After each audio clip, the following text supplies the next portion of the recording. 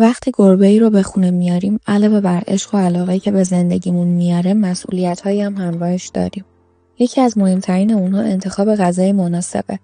غذای درست میتونه سلامت گربه رو تضمین کنه و عمرش رو طولانی‌تر کنه. انواع غذا برای گربه.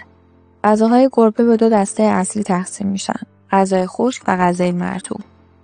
از مزایای غذای خشک بخوام براتون بگم، ماندگاری بالا، مقرون به صرفه و کمک به سلامت دندانهای گربه.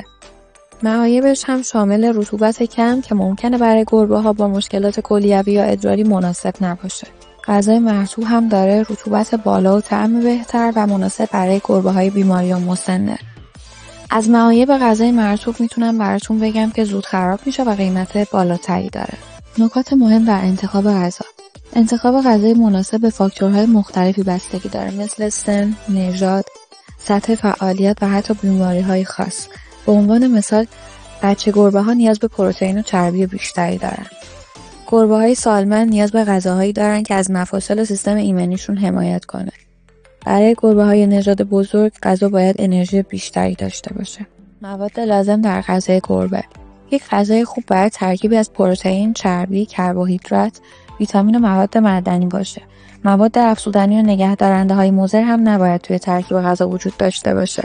چطور غذای مناسب برای گربه‌مون انتخاب کنیم؟ با توجه به تنوع زیاد غذاهای گربه توی بازار، باید به چند نکته دقت کنیم تا انتخاب درستی داشته باشیم.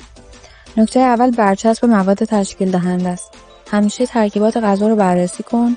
پروتئین باید منبع اصلی انرژی باشه. چربی‌ها هم برای تامین اسیدهای چرب لازمه، ولی نباید زیاد باشن. نکته دوم، ویتامین‌ها و مواد معدنیه. غذا باید حاوی ویتامین‌هایی مثل دی، ای و مواد معدنی مثل کلسیم و فسفر باشه تا گربه سالم و سرحال بمونه. نکته سوم اینه که غذای گربه باید بدون مواد افزودنی مضر باشه. تا حد ممکن از غذاهایی که رنگ دهنده یا مواد نگهدارنده مصنوعی دارن دوری کنید. و نکته چهارم، تاریخ انقضای محصوله. همیشه از تازه بودن غذا مطمئن شید. معرفی برندهای محبوب غذای گربه. در این بخش چند برند خوب معرفی میکنم که هر کدوم ویژگی‌های خاص خودشونو دارن. جوسرا. این برند آلمانی غذاهای طبیعی تولید میکنه که بدون مواد نگهدارنده و افزودنی‌های مضرن و سرشار از ویتامین و مواد معدنیه. رویال کنین.